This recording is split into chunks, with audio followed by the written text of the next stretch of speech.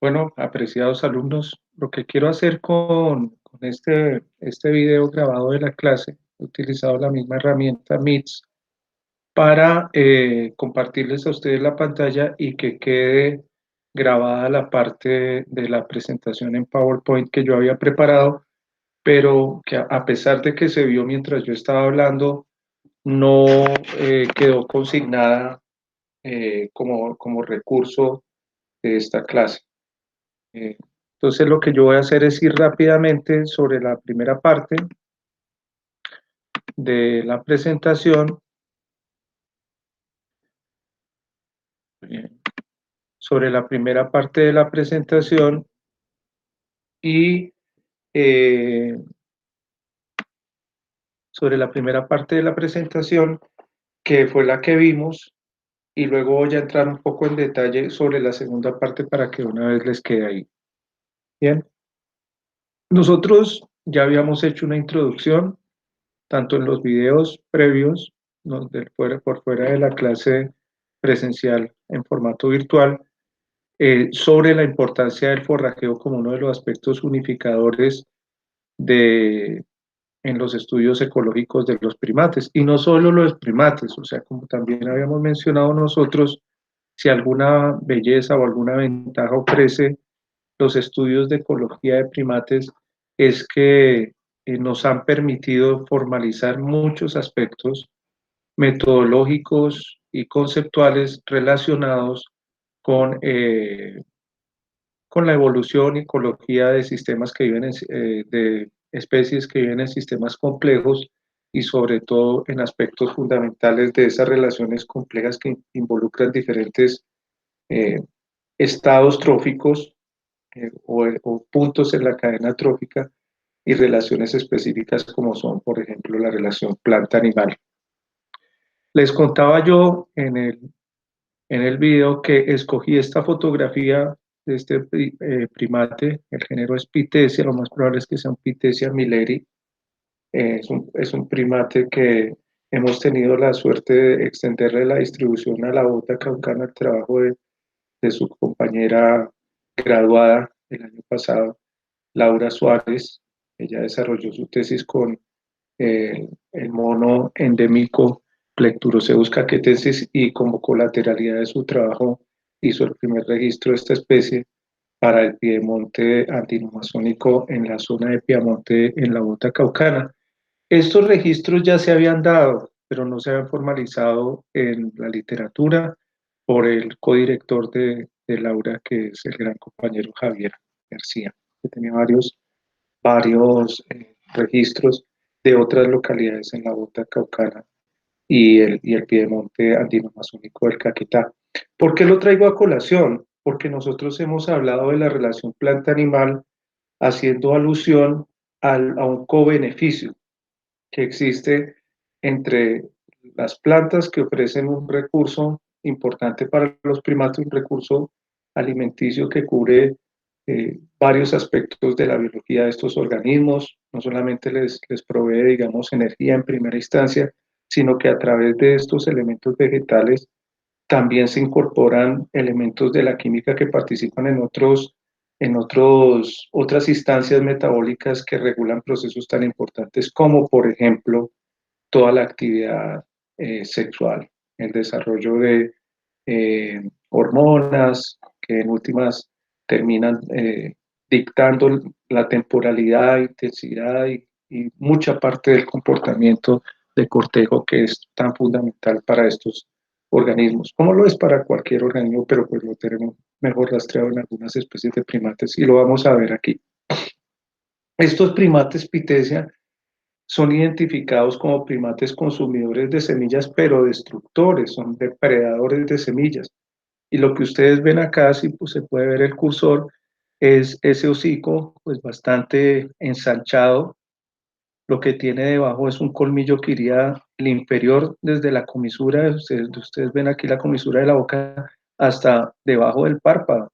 Así de grande es el colmillo y hay otro que se contrapone que tendría más o menos la forma de esta banda, esta mancha que se genera así como borde del hocico.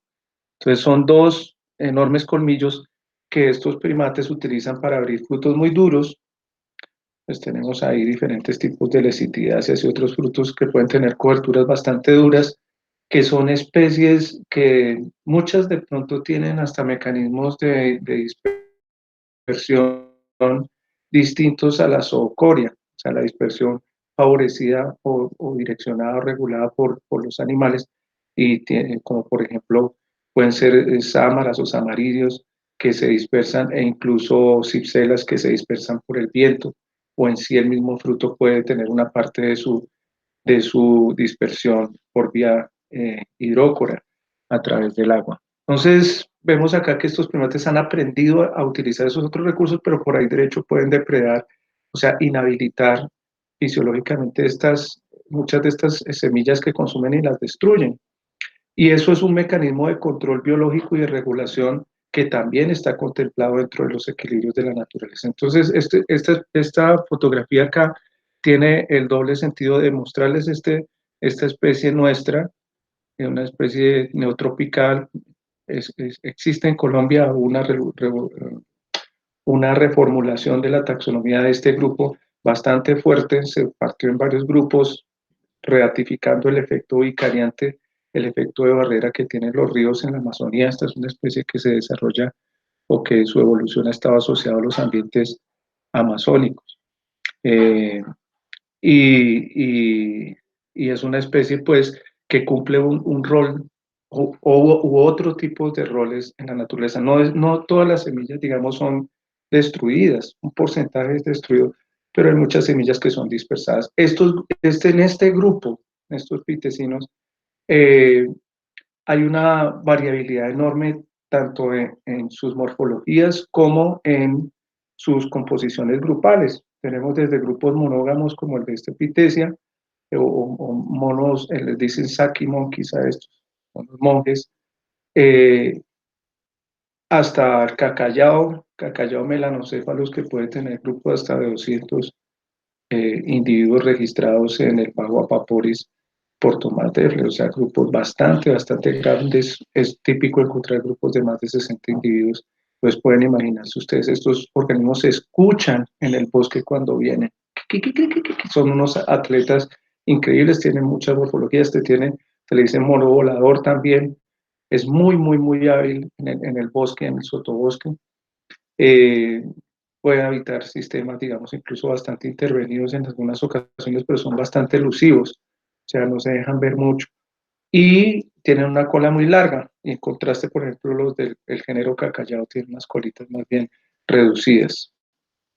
Después vamos a ver en una imagen, les voy a mostrar más de este grupo, entonces interesante por ese lado. Bien, vamos a pasar esta imagen. Habíamos hablado que el forrajeo nos obliga a volver y repensarnos en esta idea también de pensarse el mundo como lo hacen los habitantes ancestrales de la Amazonía.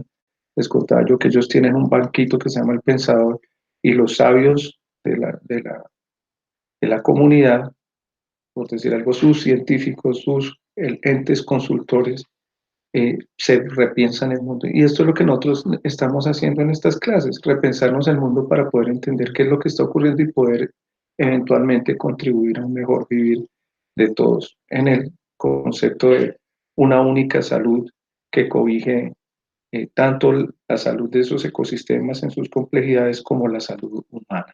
Y nosotros como parte de ese entorno grande que es la naturaleza.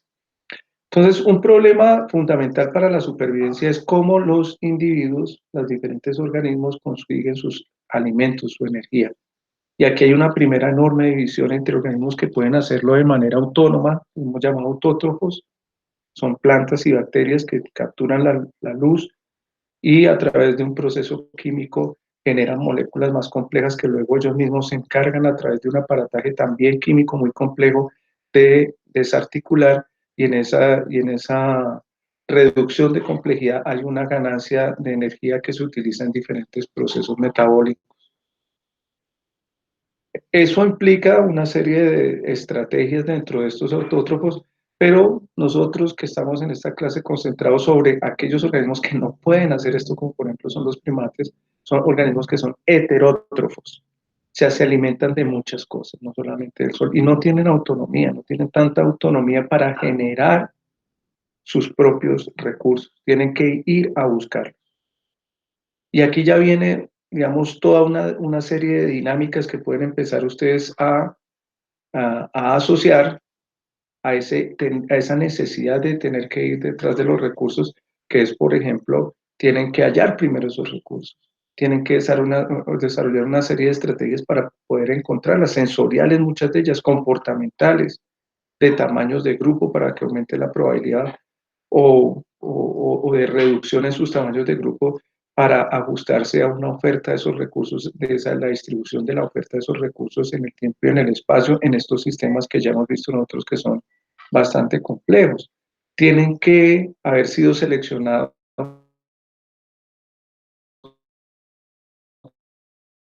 en una serie de estrategias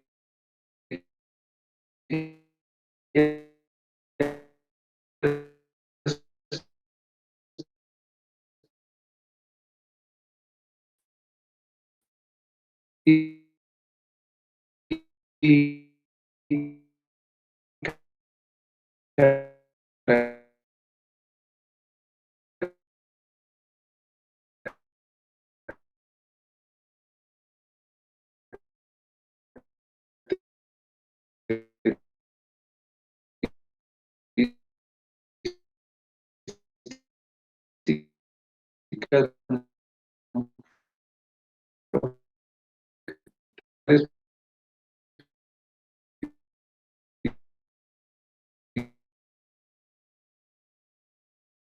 fisiológicas para de esta del proceso, les decía yo en la clase, la fotosíntesis es la mitad del proceso, tiene como subproducto la generación de biomasa, que es la que vamos a aprovechar nosotros, pero esa biomasa es utilizada en un proceso de combustión que para los que han visto la clase de vertebrados conmigo, recordarán que nosotros hacemos un gran capítulo en el cual asociamos respiración o establecemos la relación paralela que hay entre respiración y alimentación. La respiración es una forma de alimentación, lo pueden decir así, o la alimentación es una forma de respiración, de combustión. En última, el proceso es una combustión. ¿Qué nos deja como producto cualquier combustión? Ustedes hacen una fogata y le sale CO2, la forma del humo, y agua, vapor de agua. Y eso es exactamente, ¿y cómo se queman las cosas? La combustión es una oxidación y la alimentación son procesos de oxidación que tienen como finalidad desbaratar esa molécula que se construyó. Entonces, lo que hace un organismo heterótrofo es pararse de la mitad de este proceso, de la mitad del proceso de oxidación para allá. Él no va a invertir energía en esa primera parte del proceso, va a invertir energía en ubicar el recurso, aprender a manipularlo para, en últimas, hacer la degradación de esas moléculas. Y aquí ya vemos que se necesita un esfuerzo o la construcción de un aparataje fisiológico complejo para poder desarrollar esos diferentes tipos de oxidaciones, porque esta es la fórmula sencilla, pero aquí va asociado a esto, hay otras moléculas complejas que se incorporan en la construcción de esa biomasa. Entonces nosotros, una manera en que yo los he invitado a ustedes a pensar esto, es que los primates se ubican aquí en la mitad de ese proceso, entre la fotosíntesis y la respiración o la oxidación o la alimentación, la captura de energía a través de la degradación de esas moléculas complejas, la más importante, la glucosa, en el proceso de la glucólisis. Entonces, un primatólogo tiene que saberse el ciclo de Krebs. Y por ahí derecho, la bomba de electrones y cuántos ATPs se capturan en la glucólisis y cuántas se capturan en los procesos asociados en las bombas, diferentes bombas de transporte de electrones. Entonces, a nosotros nos interesa porque en últimas eso es lo que está determinando en selección que una especie sobreviva u otra no. Y hay un elemento, por ejemplo, estudiado sí, pero no estudiado con suficiencia en las especies neotropicales, o por lo menos es la impresión que a mí me da. Yo he ido a varios congresos de primatología y me parece que estos temas no son tan comunes. El estudio de el aparataje fisiológico como un elemento fundamental la selección de este grupo tan importante. O sea, ¿por qué digo yo importante en este proceso? Porque los primates son, por antonomasia, el ejemplo perfecto de la relación planta-animal y parte de aquí. Bien, aquí viene otro concepto que pareciera así muy obvio, y tal vez lo sea a esta altura para muchos de ustedes estudiantes avanzados en la carrera de biología, pero otro llamado de atención que hacemos nosotros en nuestra clase presencial en el formato virtual es que es muy importante para cada uno de ustedes, muy importante para cada uno de ustedes tener claros esos conceptos básicos, no saltar como si fuera una carrera de obstáculos por encima de esos conceptos que se ven bastante obvios. Esos conceptos que aparecen obvios y que son fundamentales porque participan de aquí en adelante, desde el momento en que se los cuentan a ustedes, tienen que empezar a ustedes a establecer los vínculos de las instancias en las cuales esos procesos participan. Uno de esos es la digestión. Entonces, cuando uno habla de la digestión, es la degradación de esas moléculas complejas en moléculas más pequeñitas que puedan ser absorbidas, unidades químicas más pequeñas, son descompuestas para que puedan ser absorbidas directamente por las células. Y en particular, en últimas, la descomposición a lo último que va es a la captura de electrones, ni siquiera es un átomo de electrones. Entonces, esto implica una degradación que tiene que seguramente llevar varios pasos y seguro esos pasos han sido seleccionados en un proceso evolutivo, de selección natural. Nosotros en nuestro aparataje fisiológico no somos muy hábiles, no somos como una planta es un laboratorio químico. Llévense ese concepto con ustedes, una planta, no se lleven otro, pero llévense ese. Las plantas son laboratorios químicos y mucha de la evolución de los organismos que dependen de las plantas, que son todos, pero muy directamente los consumidores primarios como los primates, pues han tenido que vérselas con el aparataje químico de las plantas.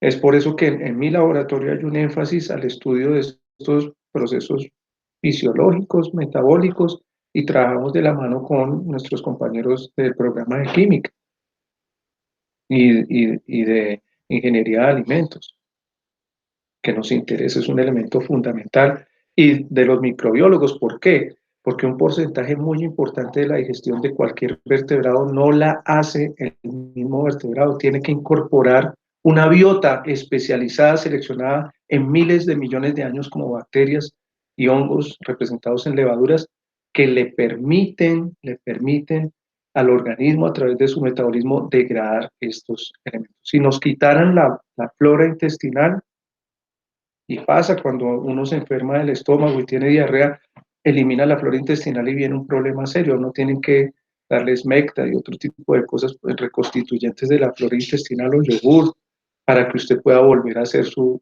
digestión. Entonces, aquí viene un elemento clave. Es un proceso muy complicado. Consumir vegetales es un proceso muy complicado. Hacerse vegetarianos es un proceso muy complicado. Y ahorita vamos a ver por qué. Los invito a pensar cuántos estómagos tiene una vaca. Una vaca tiene 4 estómagos: panza, bonete, librillo y cuajar. En cada uno de esos estómagos lo que acumula es bacterias, floras bacterianas de diferentes características, que lo que permiten es que haya una degradación fraccionada, digamos, de esos productos vegetales. Empezando porque las plantas en su habilidad química rodean sus moléculas vegetales, sus moléculas, sus células vegetales, de una molécula muy fuerte que se llama la celulosa. Y ahorita vamos a ver qué es la celulosa, esa acumulación de glucosa, pero de una manera, o de azúcares más bien, de una manera muy compacta con otros elementos. Y eso es una protección que, entre otras, le ha servido a las plantas también para evolucionar en la captura de la luz. O sea, la celulosa es la que está contenida en el xilema, en la madera. Y la madera y el cambio secundario le permite a las plantas crecer verticalmente y competir por la luz, que es un elemento fundamental para la alimentación de ellas. Entonces nosotros necesitamos desarrollar dos cosas dentro de los organismos: un aparataje, digamos, de coexistencia, de mutualismo, y los invito a leer la teoría Gaia de la profesora, amiga muy querida, ya hace unos años, Lynn Margulis, de la Universidad de Amherst en Boston, que desarrolló esta teoría, que el planeta se comporta como un solo organismo. Y ahorita miren ustedes tan importante esa teoría como ha vuelto a tener relevancia en este sentido de una única salud, de afectaciones en los ecosistemas que nos afectan a nosotros. Pues miren ustedes una relación muy directa para empezarse a pensar el mundo de esa manera, es que ustedes mismos, las personas con las que estoy yo hablando ahorita, yo les veo la cara, los ojos, les miro la cédula, el carnet de la universidad, pero ustedes son un conjunto de organismos que si sacamos algunas de esas biotas de ustedes, no podrían sobrevivir. Simple. Nosotros hacemos nuestra parte. Nadie le va a meter un dedo a un jugo digestivo del estómago de un primate o de cualquier otro vertebrado, porque eso está lleno de ácidos o sustancias ultrabásicas que lo que buscan es romper esas moléculas que han construido los consumidores primarios, las plantas y las bacterias, y que son bastante complejas. Aquí tenemos la celulosa y les hacía yo un llamado de atención. Miren, por ejemplo, esta estrategia de dispersión de este fruto. Este es un fruto netamente zoócoro. Aquí está la semilla, la que lleva el embrión, y adentro de esa semilla que tiene una testa, que es eso brillante café que se ve fuera, pero si la abriéramos adentro estarían los cotiledones cargados de almidón y otros azúcares que van a nutrir ese embrión, que seguro está acá adentro. Y por fuera, ¿qué hay? La oferta que le hace la planta al dispersor, la atracción, el engaño, si ustedes lo quieren ver así. Realmente es un proceso de mutualismo. Yo te doy alimento, seguramente contenido acá en azúcares, seguramente contenido acá en aminoácidos, seguramente contenido por ahí derecho en vitaminas, seguramente contenido en lípidos y otras sustancias que son importantes para el metabolismo nuestro. Presentado en una forma, ábralo para que vea si está en su momento de consumir. Porque ese es el otro rollo. Si tenemos depredadores de semillas, pues los frutos estarán listos para consumirse en cierta etapa. ¿Qué quiere decir? Que la planta utiliza su aparataje químico también para disuadir al dispersor de consumir el fruto en el momento en que la semilla no esté lista, el embrión no esté preparado para emprender su viaje. Y en ese momento, por ejemplo, los frutos verdes pueden llegar a ser no solamente poco palatables, poco digeribles, puede estar dado eso también por el exocarpo, no solamente condiciones químicas, digamos, de palatabilidad en el mesocarpo, incluyendo sustancias que pueden ser tóxicas. Y esa química del fruto va cambiando hasta hacerse la química que es la que ha sido seleccionada por las entidades zoócoras, es decir, los animales. Este fruto acá, y miren la importancia, es una drupa. Y ustedes tienen que saberse, si se están ya haciendo llamar primatólogos o pasaron por un curso de primatología, tienen que conocer las diferencias entre las diferentes morfologías de frutos, tienen que tener identificadas las diferentes morfologías de frutos. Esta es una drupa, tiene un exocarpo carnoso, pero tiene una única semilla centrada aquí en una placentación. Tiene un solo punto axial. Bien, y esto es clave porque este tema del encuentro de los recursos y la digestión de esos recursos pues varía de primate a primate. Miren ustedes, aquí hay otro pitecino relacionado con el Pithecia milleri, se llama acá callao rubicundus, le decía un esterocephalus, tiene la cabeza roja, está en Perú, no alcanza a llegar a Colombia, está del Amazonas hacia el sur, y estos también son depredadores de semillas. Miren ustedes el hocico tan particular que tiene este organismo, un mecanismo de atracción sexual, increíble este artículo que ustedes ven acá, esta gráfica me gusta mucho, es un artículo de mi amiga Charlene Santana, venezolana, que ahora es curadora del Museo de Historia Natural de la Universidad de Washington en Seattle, en el estado de Washington en Seattle. Posición que ocupó un mastodólogo muy importante, gran amigo, Jim James Kenagi.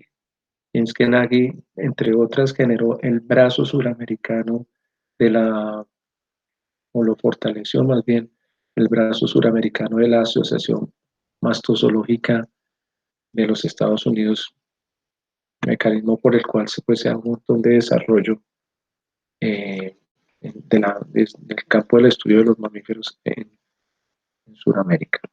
Bien. Entonces nosotros vemos que todos estos elementos que hemos mencionado pues determinan no solamente variación en las morfologías, ¿cierto? En las fisiologías, pero también adaptaciones de orden conductual, es decir, comportamientos. Y esos comportamientos son una medida, digamos, que en la teoría, y esto lo vamos a ver en otra presentación, no en esta, que ya les había anticipado yo a ustedes, que es el tema del forrajeo, pues da para más de una clase y para más de un curso. Aquí vamos a ver las generalidades.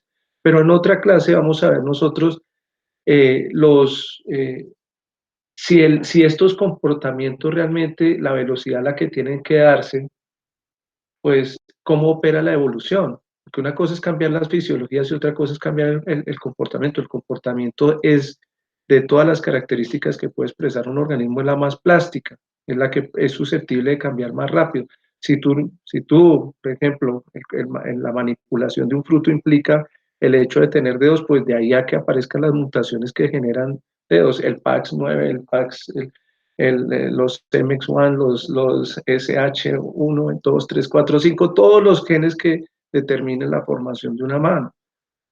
El comportamiento a partir de modificaciones en los flujos de electricidad entre las neuronas, nosotros podemos establecer diferentes tipos de comportamiento. Entonces el comportamiento es súper plástico, es la primera respuesta y tiene su propio curso evolutivo.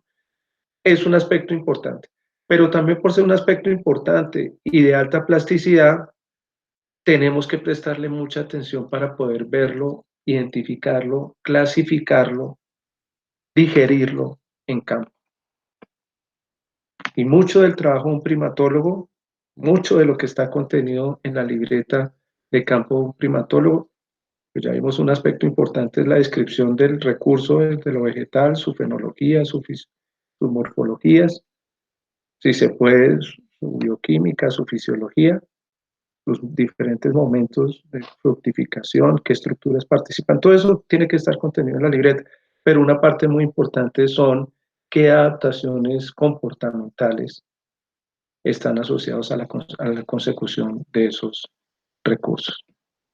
Y miremos aquí una diapositiva muy bonita, este artículo lo recomiendo yo, es una revisión de primates en peligro, primates in peril, pero lo que yo quería enfatizar de este artículo no es el artículo en sí, sino es una gráfica que tiene donde muestra al menos 5 especies de primates neotropicales, dos de ellas muy parecidas, monos ateles, frugívoros, ultra frugívoros, muy importantes en su dieta.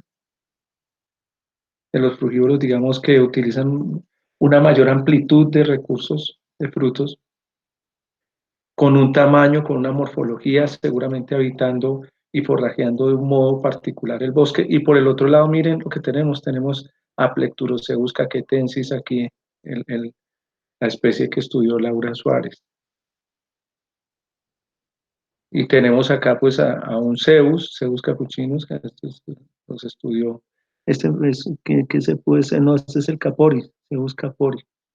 Y tenemos a pues nuestros compañeros vecinos en el eje cafetero, los Alowata, este es Alowata, tenemos ahí uno, no alcanzó a ver, acá está bastante borrosa, qué especie, pero bueno, es un monito aullador.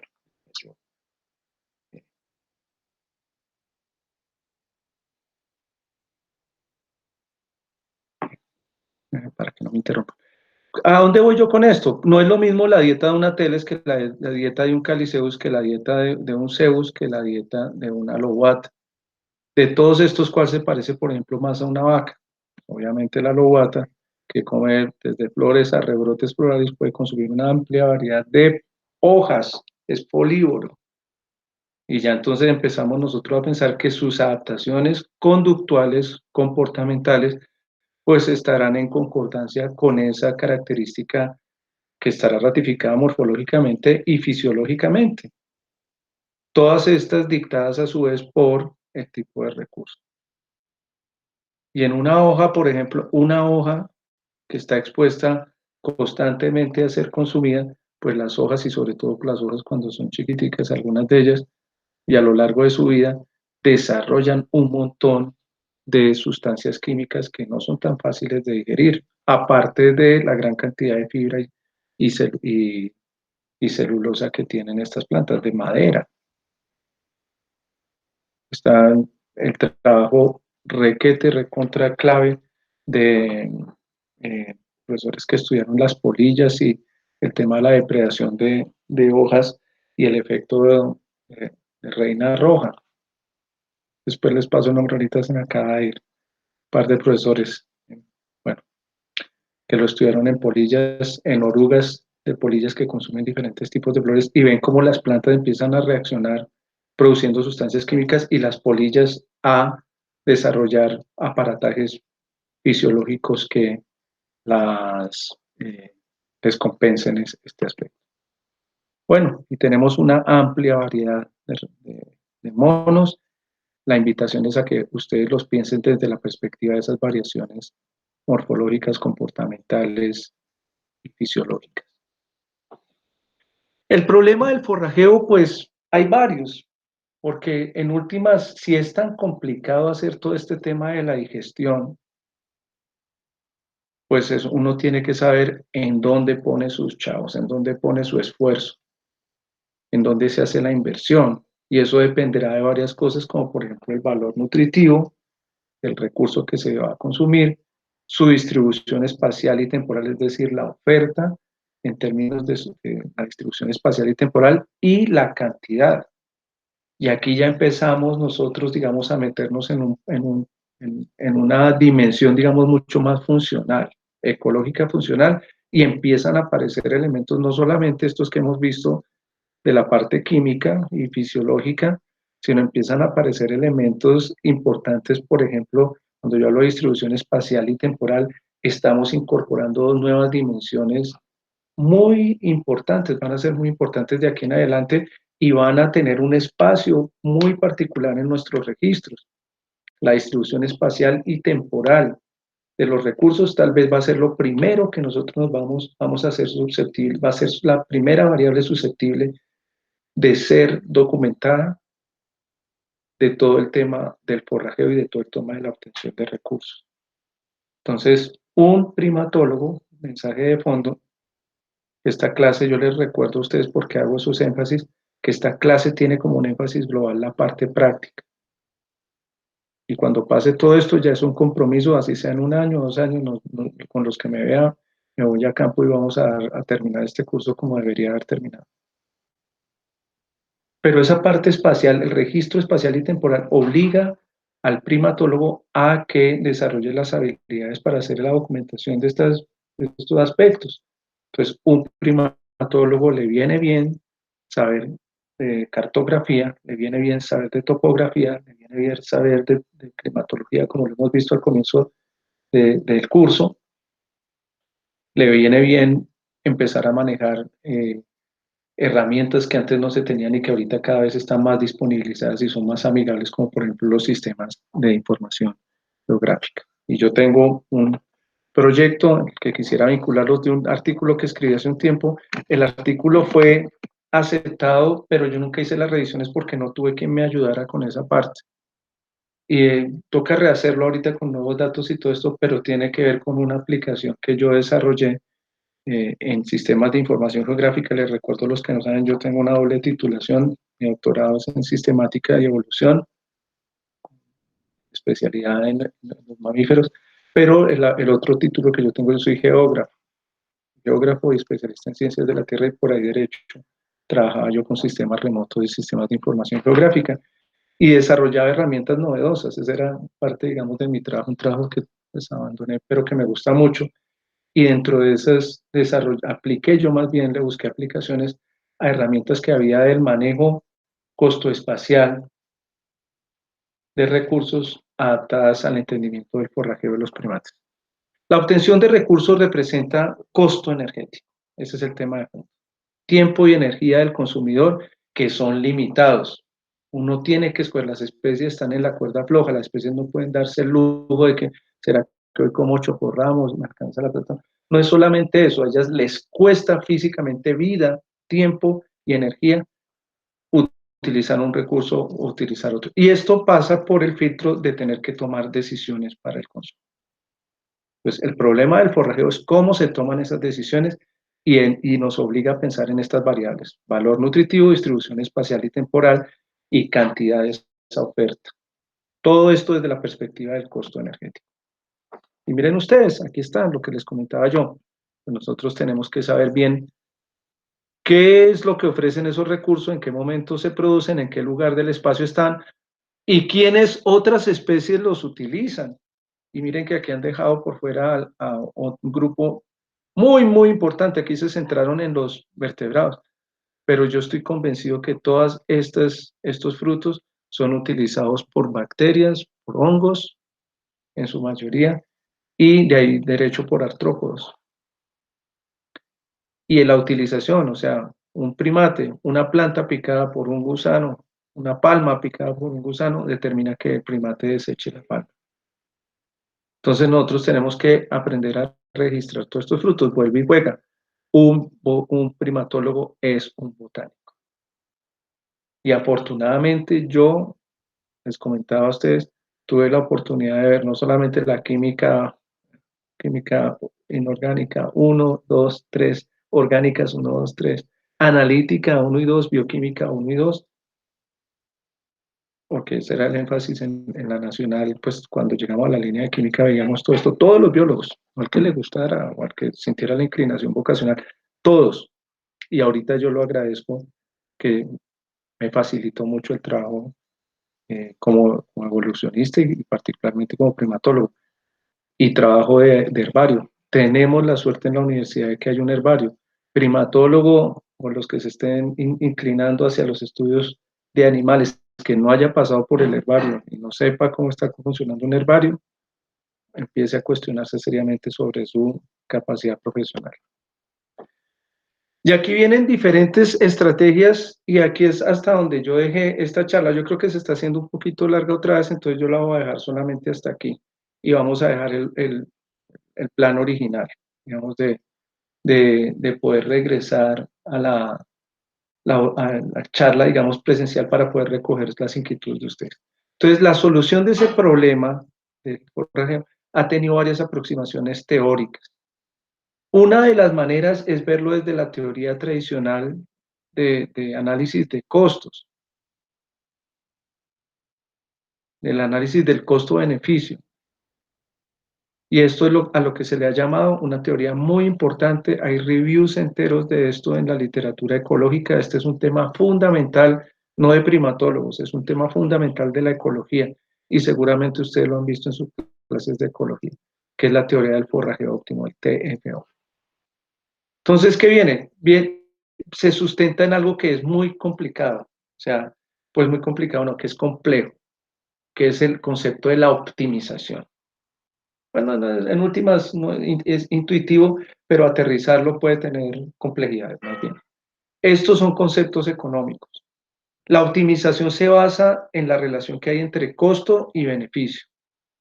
Y ya pueden ustedes pensar que hay muchos elementos que están condicionando que algo cueste o los beneficios también son multivariados.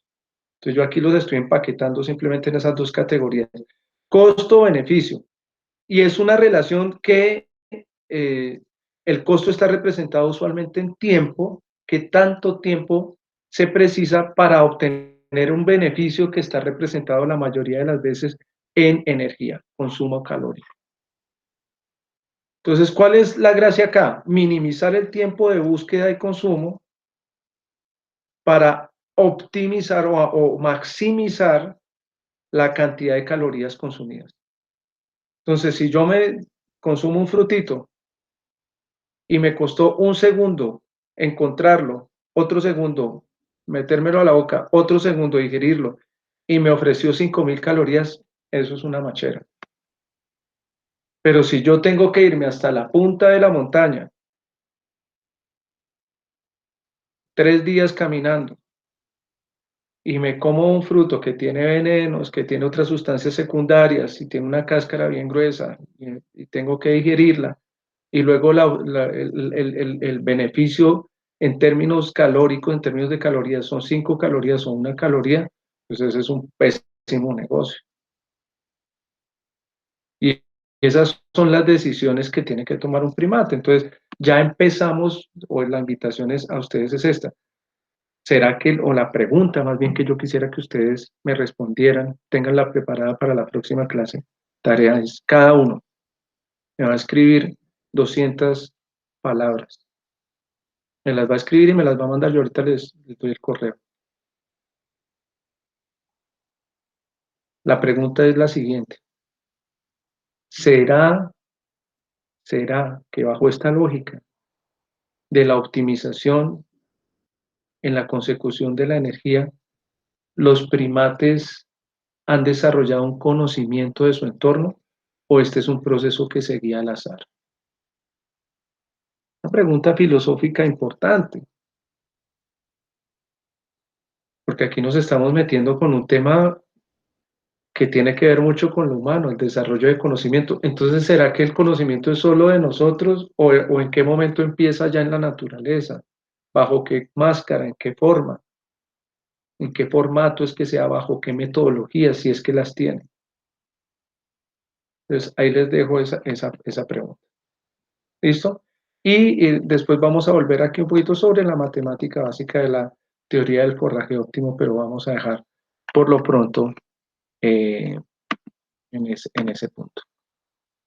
Bien, voy a dejar de compartir mi pantalla. Espero que esta vez se haya quedado esto grabado de la manera correcta y nos vemos entonces.